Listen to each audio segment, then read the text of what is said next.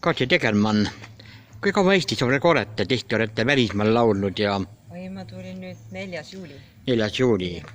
Ja millised tegemised on siin olnud?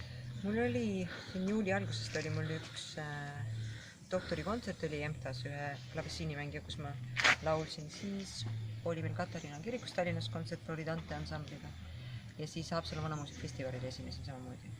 See oli 20. Praegu kontsert siin Palamuse kirikus, kuidas endal kontsert meeldis? Väga ilus. Ma kuulsin natuke poole pealt, kuna ma olin igaks juhuks veel väljas. Aga väga ilus, nii hästi kõlab ja väga super. Kus Eestimaa rahvast teid veel tänava kuulda võib? Tänavu ei või. Ma nüüd võtan väikese puhkuse ja nüüd me läheme augusti lõpus tagasi ja siis loodetavasti detsembris on uued plaanid.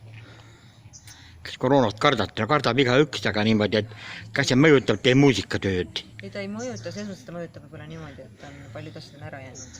Jah, ma mõtlesingi nii. Ta niimoodi mõjutab küll, aga ei tohi karta, et see ei ole minu kätes, et siis tulebki mõelda uued ideed ja uued koosseisud ja tõenäoliselt mul on endal trio, kellega ma teen Hollandis, et nendega saab esineda. Ei ole suur koosseis. Aga aitäh ja palju edu ja jõudu! Suur aitäh!